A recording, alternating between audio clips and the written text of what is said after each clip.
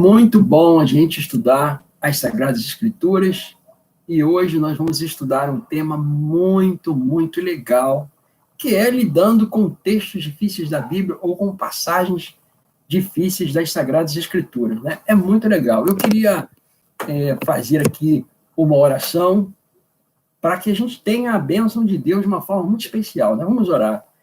Pai Celestial, que Tu nos concedas, Senhor, o Teu maravilhoso Espírito Santo para estudarmos a Tua palavra, o mesmo Espírito, Senhor, que inspirou as Sagradas Escrituras, que esse Espírito nos ilumine, Senhor, para que nós possamos entender todas as coisas que são necessárias para a nossa edificação e salvação. Em nome do Senhor Jesus, nós te agradecemos, Pai. Amém.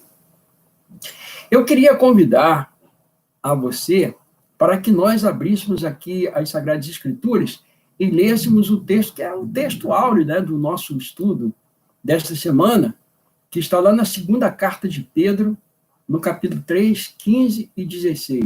Vamos ler? Esse texto é bem legal, é bem interessante. Segunda carta de Pedro 3, 15 e 16. Vamos lá. Esse é o nosso texto áureo, né? E tende por salvação a longanimidade de nosso Senhor, como igualmente o nosso amado irmão Paulo vos escreveu, segundo a sabedoria que lhe foi dada. Entendam uma coisa interessante, que a inspiração utiliza também a sabedoria humana. Ou seja, Paulo ele tinha um nível de compreensão das coisas, Pedro tinha um outro nível, Lucas um outro, e Deus vai utilizando esses níveis de compreensão. Então, ele está bem claro aqui, segundo a sabedoria que lhe foi dada. Ao falar acerca destes assuntos, como de fato costumam fazer em todas as suas epístolas, ou seja, as epístolas de Paulo já eram conhecidas e Pedro está fazendo uma referência a esses escritos, a essas epístolas. Ao falar destes assuntos, como de fato costumam fazer em todas as suas epístolas, nas quais há certas coisas difíceis de entender, que os ignorantes e instáveis deturpam, como também deturpam as demais escrituras para a própria destruição deles. As demais escrituras aqui está se referindo não apenas àquilo que já estava começando a ser conhecido dentre os apóstolos, como também, evidentemente, as escrituras do Antigo Testamento. Tá? Esse é um ponto fundamental para a gente compreender. Eu queria analisar com vocês aqui essas expressões que o apóstolo está usando aqui, que são os instáveis, né? Ele usa aqui duas expressões interessantes aqui, que os ignorantes e instáveis.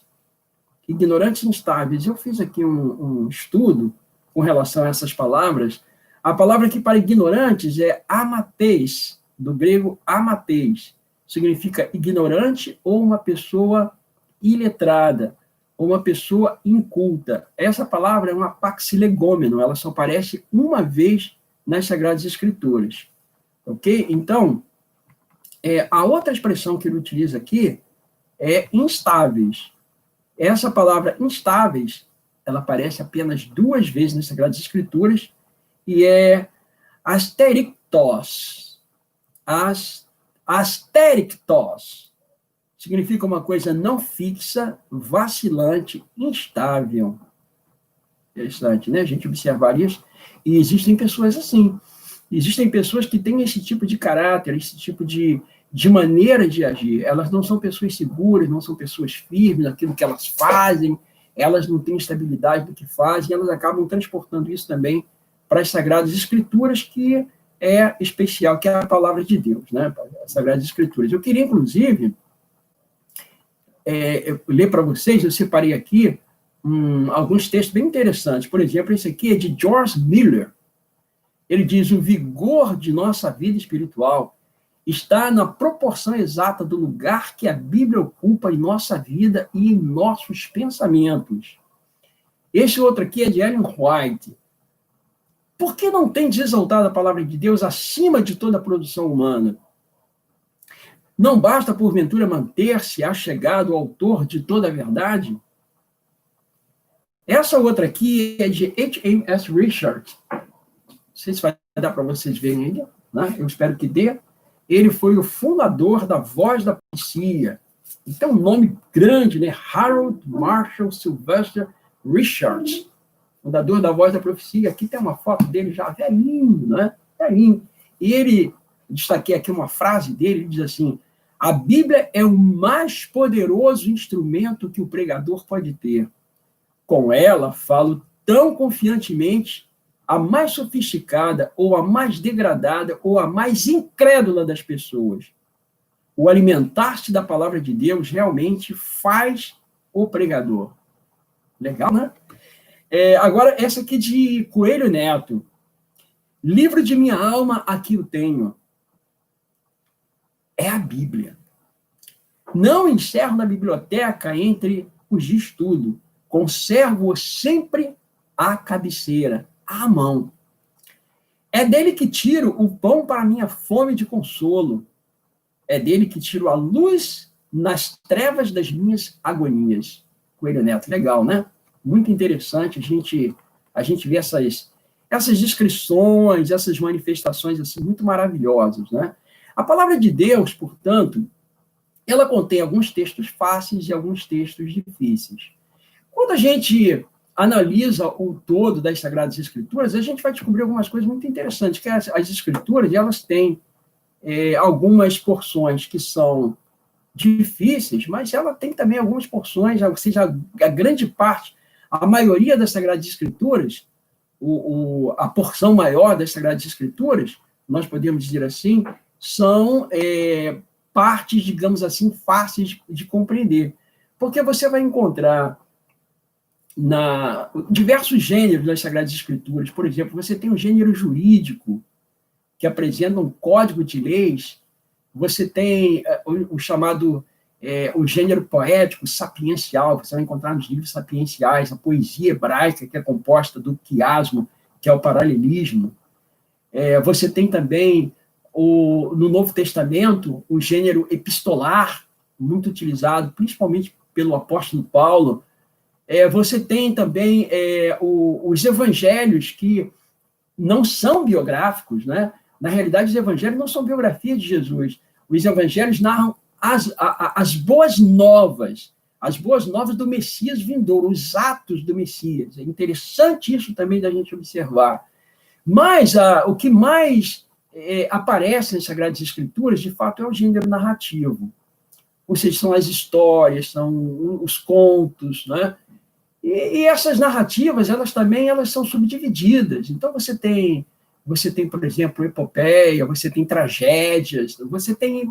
Sabe, a Bíblia realmente ela é uma riqueza muito grande e nós podemos tirar assim, muitas lições das Sagradas Escrituras.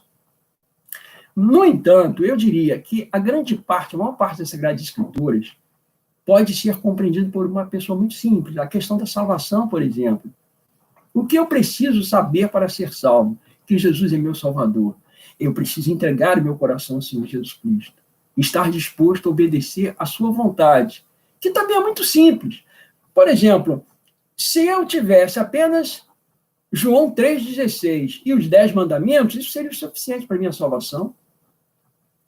Porque Deus amou o mundo de tal maneira que deu o seu Filho unigênito para que todo aquele que nele crê não pereça, mas tenha vida eterna. Eu aceito o Filho. Agora, o que ele tem que fazer? Observar os 10 mandamentos pela fé nesse Filho. Ok? Simples assim.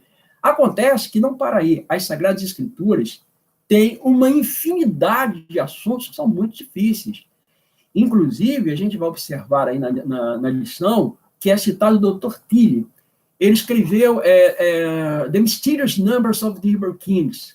The Mysterious Numbers of the Hebrew Kings. Os números misteriosos dos reis hebreus. Eu tenho aqui um extrato. É um livro que... Eu li esse livro em 1986, 87, já tem muitos anos.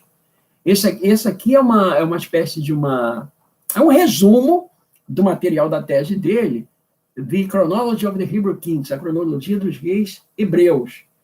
Tá, aqui na lição, o autor vem falando a respeito da falta de credibilidade que as escrituras tinham na época, por causa exatamente dessa confusão da questão dos reis hebreus. Quando se comparavam, por exemplo, os reis de Judá, as dinastias de Judá, com as dinastias de Israel, e mais as dinastias da Síria, havia discrepância, as datas não batiam, ficava tudo bagunçado. Não, esse livro aí, a Bíblia não é para ser levada a sério. Esse homem aqui, ele se debruçou, e ele começou a estudar, e ele dedicou muitas horas e muitos anos de estudo, e daí saiu, então, esse material, The Mysterious Numbers of the Hebrew Kings. E hoje, esse material ele é estudado em todas as faculdades de teologia, em doutorado, de todas as denominações, e ele era adventista, esse homem. Foi uma grande contribuição que ele deu, não só para a igreja adventista, mas para todas, né? Para todas as denominações cristãs, porque ele mostrou que não há discrepância. Não é o nosso assunto hoje, mas ele mostrou o seguinte, que algumas dinastias, elas contavam o primeiro ano do rei pelo ano de ascensão, e os outros contavam o primeiro ano a partir apenas de um ano depois que o monarca já estava reinando. É só para a gente ter mais ou menos uma ideia, né? Então, é muito importante o seguinte, vamos lá. Esse aí é um ponto que eu quero passar para vocês. Às vezes as pessoas dizem assim, bom, a Bíblia é para ser compreendida pela pessoa mais simples, a pessoa que não tem nenhuma orientação acadêmica, analfabeta. Eu concordo. Os pontos elementares das Sagradas Escrituras devem ser compreendidos por essas pessoas. Só que a Bíblia não tem apenas pontos elementares. A Bíblia também tem questões muito difíceis, como o apóstolo Pedro colocou aqui. E, às vezes, a gente fica numa situação muito difícil. Como entender esse ponto? Bom, quando nós nos deparamos com um texto difícil, o primeiro ponto que nós temos que fazer, a gente, depois do final, vou falar mais um pouco sobre isso, é orar. Eu oro a Deus. Esse é o primeiro passo, é orar ao Senhor. Senhor, eu encontrei aqui um texto muito difícil, o que fazer? E a gente ora. A gente ora e vai estudar o texto. Vai procurar compreender por nós mesmos. Nós vamos tentar compreender. Às vezes, com o nosso conhecimento e as ferramentas que a gente tem, a gente não consegue desvendar. Então, o que a gente faz? Bom, nós, adventistas do sétimo dia, normalmente nós vamos aos escritos de Ellen White, porque cremos que ela foi inspirada por Deus, assim como os profetas do passado. Ela é uma profetisa não canônica. Ela recebeu mais de 2.000 sonhos e visões, então a gente vai até os escritos dela, o que ela fala a respeito disso? E vamos procurar ajuda por ali. E nem sempre a gente consegue, porque a despeito dela ter escrito mais de 100.000 páginas, ela não fala sobre todas as minúcias das Sagradas Escrituras, e nem era esse o papel dela. O que eu devo fazer, então? Bom, eu posso procurar autores sérios que sejam peritos naquele assunto para poder fazer, então, um estudo, me utilizando de ferramentas fornecidas por esses peritos, e, mesmo assim, eu vou usar, evidentemente, o meu bom senso, a minha sabedoria, a minha inteligência, para avaliar se o que esse perito está dizendo está de acordo com a analogia da fé, ou seja, de acordo com tudo aquilo que as Sagradas Escrituras abordam a respeito daquela questão, a respeito daquele assunto. Por exemplo, quando você vai numa livraria, uma livraria evangélica, uma livraria católica, ou mesmo uma livraria secular, e você pede um livro, olha, eu quero um livro sobre o Cristo histórico. Bom, dependendo da livraria onde você vá, se for uma livraria evangélica, se for uma livraria protestante, se for uma linha um pouco mais conservadora, é possível que você encontre algum material que vá apresentar o Jesus histórico de uma forma mais, digamos, bíblica. Mas se você for numa livraria ou numa biblioteca, onde o reduto ali seja do protestantismo liberal ou católico, é possível que você vai encontrar livros que têm uma orientação da interpretação histórico-crítica. Então, a interpretação histórico-crítica vai dizer, não, Jesus já de fato existiu, mas foi feito querigma em relação aos escritos dele, do que se fala sobre ele, dos escritos que falam a respeito dele. Então, na verdade, foram tiradas algumas porções que não podem ser provadas cientificamente, como, por exemplo, os milagres, a ressurreição, mandar o mar aquietar-se, tá? Essas coisas são folclores e tal, você vai ver isso por aí, né? Bom, esse material aqui, olha, eu quero que vocês se lembrem de uma coisa, eu estou falando para jovem, não é? Por isso é que eu estou apresentando tanto material para vocês. Ele andou entre nós, evidências do Jesus histórico, de Josh McDowell e Bill Wilson. Quando vocês quiserem ler sobre Jesus histórico, leiam esses autores aqui. Aqui você tem uma abordagem de Jesus histórico conforme a Bíblia, que não vai deslacerar os milagres de Jesus, não vai tirar das Sagradas Escrituras a essência, que é um livro divino, tá certo? Eu apresentei esse material na PUC, num dia lá, quando nós estávamos falando a respeito do Jesus histórico, e surpreendentemente todo mundo queria ver o título do livro e tal. Muito legal isso aqui. Bom, já que nós estamos falando a respeito disso, aqueles que quiserem estudar um pouco mais, porque às vezes o que acontece? Às vezes você se depara com um texto muito difícil. Agora eu vou dizer para você o que eu faço, né? Eu tenho a seguinte concepção. Existem algumas porções das Sagradas Escrituras que são desafiadoras para mim. Por quê? Porque algumas porções das Sagradas Escrituras eu não sou perito nelas, né? Tem muita coisa que eu sei, tem muita coisa que eu não sei. Então, eu vou dar um exemplo para você. Se eu tenho alguma questão na área de arqueologia, né? Aí eu vou procurar... Bom, eu não sou perito em arqueologia, então eu vou procurar em Kathleen Canyon, né? Eu vou procurar em Sir Frederick Canyon, no nosso Rodrigo Silva, né? Eu vou procurar no Siegfried Schwantes, em Horn, né? Eu vou procurar pessoas que possam me informar sobre arqueologia, tá certo? Então eu vou lá, vou me debruçar, e eu confio nessas pessoas, porque são pessoas que foram lá no mound, lá no sítio, pesquisaram, mexeram, tá certo? Então, com relação às questões das Sagradas Escrituras, tem alguns assuntos que a gente precisa buscar, tá certo? Eu diria para vocês aqui o seguinte, eu trouxe aqui alguns materiais e eu queria compartilhar com vocês, tá? Eu estou com tanta coisa aqui que eu vou ficar até meio enrolado, que eu botei aqui, ó. A minha biblioteca ali atrás deve estar toda dilacerada, tá vendo tudo caído ali que eu tirei os livros de lá. Esse livro aqui, eu acho que todo adventista do sétimo dia, especialmente os jovens, deveriam ter e ler. É o Tratado de Teologia. Aqui no Tratado de Teologia, você vai desvendar uma série de questões. Às vezes as pessoas ficam me perguntando algumas questões que, se lessem esse material, não ficariam perguntando. Tá ok? Eu vou mostrar mais para vocês aqui alguma coisa. Frequentemente acontece, isso aconteceu na década de 70, aconteceu na década de 80, isso começou lá embaixo na década de 50, né?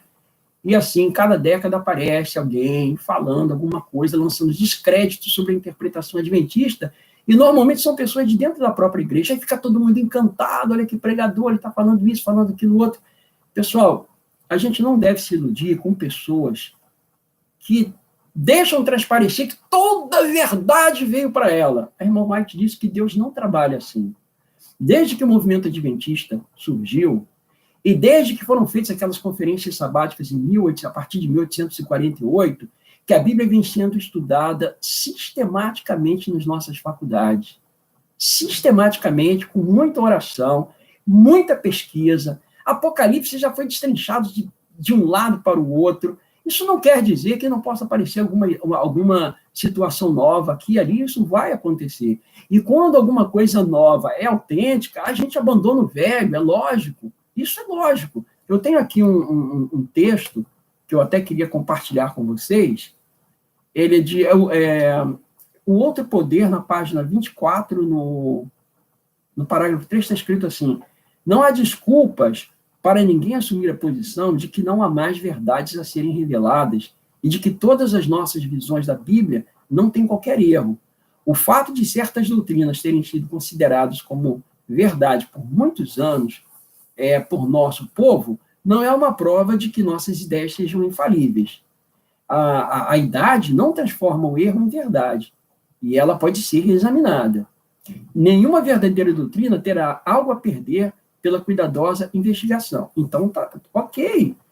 Nós realmente estamos aqui abertos para o aprendizado. Porém, as bases, existem determinadas bases que, se você mexer nessas bases, você acaba mexendo com estruturas.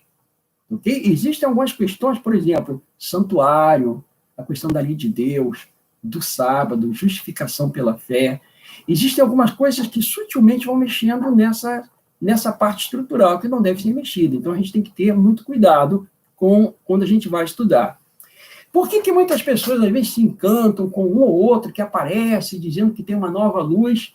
Por uma única razão.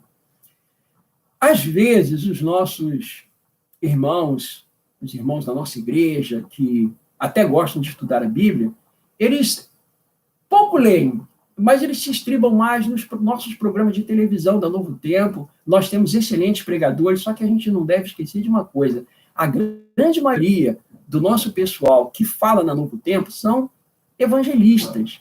São pessoas que estão falando para um público que não conhece tão profundamente as Sagradas Escrituras, que não conhecem bem o Adventismo. Então, eles estão falando para esse público.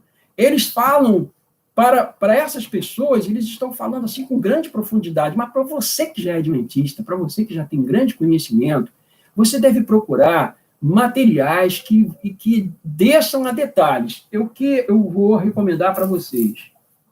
Vamos lá. Eu vou recomendar para vocês que gostam de estudar, que querem buscar mais conhecimento das Sagradas Escrituras, procurem as revistas da Unas Press, ok? Neste caso aqui, eu tenho um número, o Santo ao Senhor, falando a respeito da questão da devolução do dízimo. Este outro aqui é da revista Querigma, também editada pela Unas Press, ok? Muito bom. E todo esse material é material teológico, material de pesquisa, material estudado, material que alguém se debruçou, uma equipe, não é? Aqui você tem essa outra aqui, é do IAM, é a hermenêutica, muito boa, né? Aqui você tem outra hermenêutica também, tá? Você tem essa outra revista, que é uma revista teológica também do Seminário Latino-Americano de Teologia do Nordeste, ok? São revistas teológicas. Você tem essa aqui, a Parousia, a Natureza de Cristo, tá vendo? A Parousia, editada também pela Unas Press, são revistas que você deve adquirir, faz uma assinatura, você tem assuntos ali profundos.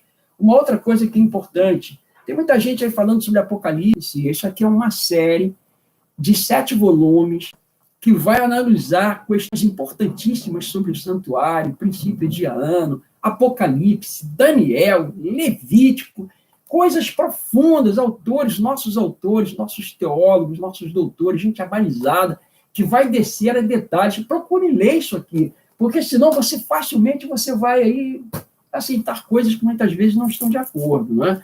Aqueles que gostam, por exemplo, da área de criacionismo, você tem aqui, ó, tá vendo? Depois do dilúvio, esse aqui é da Sociedade Criacionista Brasileira. Muito legal, muito legal. Eu queria falar um pouquinho sobre esse livro aqui, né? Tá vendo? O grande movimento adventista. A irmã White tem uma declaração, ela diz que esse livro, olha aqui, eu vou ler para vocês. Olha. Ellen White solicitou a ampla circulação deste livro como algo que deveríamos disseminar ao povo. No livro Conselho aos Escritores e Editores, ela declara: o registro da experiência vivida pelo povo de Deus no início da história de nosso trabalho deve ser publicado. Muitos que desde então aceitaram a verdade não conhecem a maneira como o Senhor atuou. A experiência de Guilherme Miller e seus companheiros, do capitão José Bates e dos pioneiros da mensagem adventista, precisam ser mantidas diante de nosso povo. Olha, o livro do pastor Lodborough, este aqui, deve receber atenção. Nossos líderes têm de verificar o que pode ser feito para a circulação desse livro.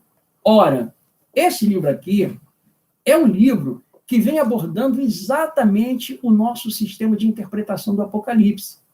Certo? A questão dos selos, das trombetas e tudo mais. Inclusive, esse livro vem falando a respeito da previsão de Josias Litt, que hoje já está sendo descartada por uma nova interpretação, que é chamado de Nova Luz por aí. No entanto, a senhora White diz que esse livro aqui deveria receber ampla circulação. Olha só que coisa fantástica. A gente vai juntando assim as peças, uma coisa com a outra, a gente vai entendendo, né? Aqui na página 99, na página 100, ele faz aqui uma abordagem do o tempo do alto clamor, a quinta trombeta, que é relacionada aqui ao Império Otomano, a sexta trombeta, e faz aqui uma abordagem do Dr. Josias Litt. Aí alguns dizem assim, mas o Dr. Josias Litt, depois ele declinou, ele voltou atrás com relação a isso, mas e daí? Ele previu exatamente o dia, o mês e o ano em que uma profecia se cumpriria. Está aqui na página 100. Posicionou-se de forma incondicional, defendendo que o soar da sexta trombeta terminaria e que o poder otomano iria cair no dia 11 de agosto de 1840. Isso aconteceu. E mais de 1.000 pessoas faziam parte do clube dos incrédulos, dos infiéis, das pessoas que não acreditam em Deus.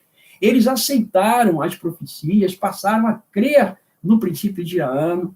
Aí você diz assim, mas o doutor Litt, Josias Litt, depois voltou atrás. E eu pergunto de novo, mas e daí?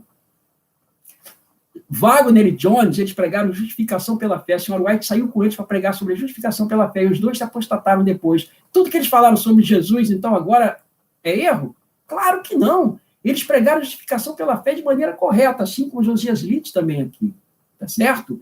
Então, essa interpretação é a interpretação correta, é a interpretação adventista e não deve ser olvidada. Tá ok?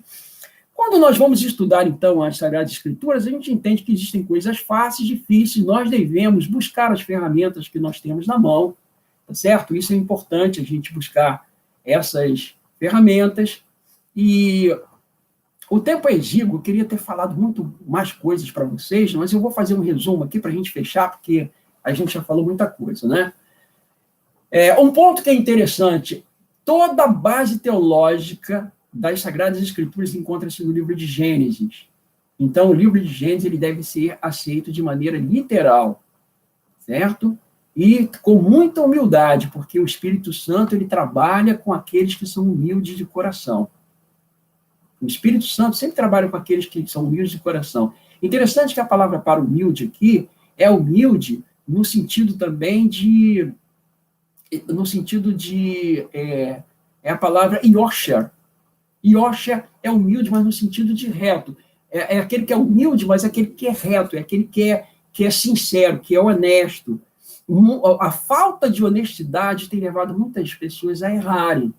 Não é? Eu vou pegar uma questão simples aqui, a questão do sábado e do domingo. Inclusive, a lição aqui ela tem uma pergunta, não é? Como é que a gente deve lidar quando alguém pergunta para a gente, escuta, como é que você tem certeza que você guarda o sábado, se o sábado é realmente correto, se todo mundo guarda o domingo? A gente utiliza a analogia da fé, ou seja, tudo aquilo que as Escrituras falam sobre o sábado. E outra coisa, mas a Bíblia diz que o sábado foi abolido, tudo bem. Quantos sábados existem na Bíblia? Quais são as entidades ou as instituições que são chamadas de sábado? Eu descobri, estudando, que não é só o sábado do sétimo dia que é chamado de sábado. Aquelas festas cerimoniais também eram chamadas de sábado, e elas é que foram abolidas. Por quê? Porque elas eram sombra das coisas que haveriam de vir, mas o corpo é de Cristo. E o sábado semanal, ele é uma lembrança de coisas que aconteceram no passado. Então é importante, quando a gente estuda as Sagradas Escrituras, a gente ter humildade suficiente para a gente poder aceitar o que a palavra de Deus diz e a gente não ficar dizendo assim, bom, como eu não aceito isso e não quero aceitar, então eu vou buscar um outro tipo de recurso, eu vou buscar uma outra forma de interpretação. Isso não é, de forma alguma, algo correto, né? Outro ponto da lição que eu gostaria de chamar a atenção para a gente aqui é da determinação e paciência. Quando a gente encontra alguma coisa difícil, a gente não está conseguindo resolver, e tem muitas coisas difíceis, então a gente deve ter paciência. Essa palavra paciência, ela vai aparecer lá em Apocalipse 14, 12, que é uma característica dos santos, é a paciência. Essa palavra paciência, ela vem de um termo, é um termo, eu gosto muito desse termo, né, hipomonê. Esse termo hipomonê, ele também é bem interessante, porque ele significa ele vem de hipoimenal, né? Hipoimenal, mas aí, hipo significa de baixo, e menal é permanecer embaixo, significa paciência. E essa expressão menal, Jesus Cristo vai utilizar lá em João, capítulo 15, permanecer em mim, ele usa menal lá 11 vezes. Então, hipomoné significa você ter aquela paciência, você está sob Jesus, você está em Jesus. Então, você tem paciência, você espera, você aguarda, não é? Uma outra coisa, não como de Tessalônica. Então, você vai estudar, você vai pegar esse material todo, esse pessoal que articula, que estuda, né? A gente estava falando ainda há pouco aqui do livro de Gênesis. Para aqueles que leem inglês, he spoke and it was. Ele falou e tudo se fez. Divine creation in the Old Testament. A criação divina no Velho Testamento. Isso é um material muito bom, uma revista teológica, para você que pode ler o inglês, não é? Aqui sobre a criação, sobre o livro de Gênesis. Mas mesmo quando você vai estudar esses materiais, mesmo quando você faz isso, você tem que usar a sua inteligência, você tem que usar a sua sabedoria, você tem que usar a fé, tá certo? Eu tenho outro material aqui, esse aqui é da Andrew, Journal of the Advanced Theological Society, tá? É um outro jornal. Se não me engano, ele eu não tenho certeza, mas ele é Berry Springs, Michigan. É um outro jornal que você pode utilizar. Tudo aqui da minha biblioteca. Esse outro aqui também. Esse aqui é The Book and the Students, Theological Education as Nation. Esse material aqui muito bom também. Tudo aqui, para quem leu inglês, você pode assinar esse material. Então, nós temos muito material bom, gente. Muita coisa boa. O Adventista tem material de sobejo, tá certo? Bom, eu quero agora mais 2 pontos e a gente termina a lição, ok? É com relação aqui na lição de quinta-feira, né, lidando com dificuldades escriturísticas de maneira espiritual e com oração, né? Existem algumas dificuldades que podem ser resolvidas se a gente tiver boa ferramenta. Eu tenho uma Bíblia aqui, que essa Bíblia eu dei para minha mãe de presente. Quando a minha mãe faleceu, já há muitos anos, eu peguei essa Bíblia de volta. Essa Bíblia é uma Bíblia corrigida, era uma Bíblia grande, letra gigante. E ela tem aqui uma explicação muito legal, que eu vou passar para vocês. Pessoal, comprem uma Bíblia de João Ferreira de Almeida, revista e corrigida. Nós adventistas, a gente costuma muito usar a Bíblia atualizada. Tudo bem, ok. Mas você tenha uma Bíblia corrigida. Olha o que está escrito aqui, olha só. No tempo de Almeida, a primeira edição do seu Novo Testamento foi publicada em 1681. Era costume dos tradutores indicar pelo tipo itálico, que é aquele tipo deitadinho, né? Toda e qualquer palavra que precisasse ser inserida na tradução para que tivesse sentido. Então, quando você pegar um texto aqui que tenha uma palavra em itálico, isso aqui foi o homem que colocou. Aí você pega lá, Lucas capítulo 16, verso 16, você quer ir lá comigo? Olha, esse texto aqui, vocês vão ficar, sabe, é muito útil, né? Vamos dar uns exemplos aqui de como a gente resolver problemas aí difíceis das Sagradas Escrituras. Lucas 16, 16 diz assim, a lei e os profetas duraram, está em itálico aqui, duraram até João. A lei e os profetas duraram até João. Eu já tive algumas pessoas de outras denominações, evangélicos, assim como nós, que disseram assim, vocês adventistas, vocês guardam a lei, mas aí a Bíblia está dizendo que a lei e os profetas duraram até João. Então não tem mais profeta, não tem mais lei. Já me falaram isso. Você acredita nisso? Só que a palavra duraram, ela foi acrescentada. Por quê? Porque o texto original diz assim, a lei e os profetas até João. Se eu fosse um tradutor e tivesse que colocar uma palavra aqui para dar sentido, que palavra eu colocaria? Ora, eu iria num texto análogo dos evangelhos. E tem outro texto análogo? Tem. Tem outro texto igual a esse aqui, que é o de Mateus, capítulo 11, versículo 13. Você vai aqui em Mateus 11, 13, está escrito exatamente assim, porque todos os profetas e a lei profetizaram até João. Todos os profetas falaram do Messias, de Jesus. Moisés falou, olha, Deus há de levantar um profeta semelhante a mim, a ele ouvi. Zacarias falou que o Messias seria vendido por 30 moedas, que ele entraria em Jerusalém montado num jumentinho, né? Tantas coisas. Lá o Salmo 34 diz que os seus ossos não seriam quebrados. O Salmo 22 fala, uma súcia de malfeitores me rodeia, traspassaram minhas mãos e os pés. Meu Deus, por que me desamparaste? Está lá no Salmo, quase 1000 anos antes de Cristo foi escrito aquilo ali. Então, tudo anunciava de Cristo e de Jesus. Mas João Batista foi o profeta que viu Jesus e disse assim: eis o Cordeiro de Deus que tira o pecado do mundo. Depois de João, não precisava mais profeta para anunciar Jesus. Então, a lei, ou seja, os escritos de Moisés, o Pentateuco, a lei, e os profetas, ou seja, os escritos profetas, os profetas maiores e menores, profetizaram de Jesus até João. Depois de João, não precisava mais profetizar de Jesus, porque Jesus veio. É isso que o texto está dizendo. Então, vejam, não tem dificuldade quando a gente usa a metodologia certa para poder tentar decifrar alguma coisa. Finalmente, eu quero terminar aqui agora com essa parte, é o papel da oração. Pessoal, nenhum cristão que se preze deve fazer nada sem oração. E, particularmente, o estudo das Sagradas Escrituras. Nós devemos orar. Sempre quando eu venho para cá, eu venho normalmente de madrugada, é para esse lugar aqui mesmo, né? Eu venho para aqui de madrugada, que é meu joelho, eu debruço a minha alma diante de Deus, muitas vezes com lágrimas, eu clamo ao Senhor. E eu faço muitas vezes isso, às vezes até para poder entender uma questão bíblica. Então, nós devemos estudar a Bíblia com oração. Quando eu estudo a palavra de Deus, com oração, quando eu estudo, sabe, não tem a ver só com intelectualismo, intelectualidade, não. Isso é muito mais profundo. Eu não apenas entendo com o meu intelecto, eu também disponho o meu coração para fazer a vontade de Deus. Ele entra no meu coração, ele faz um trabalho no meu coração, ele começa a habitar em mim. Eu começo a sentir a presença dele de uma forma muito mais intensa. Isso vai dirigir o meu linguajar durante o dia, a minha forma de falar com as pessoas, de olhar para elas, de interagir com elas. Então, sabe, gente, nós devemos estudar a palavra de Deus com oração.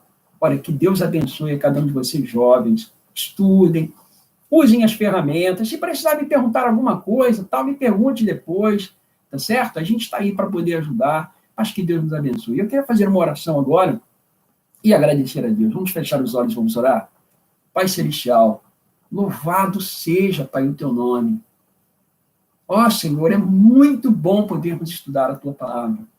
E, Senhor, é muito bom ser jovem. Jovem tem uma boa visão, tem um bom olfato, tem uma boa audição. Jovem tem perna para correr.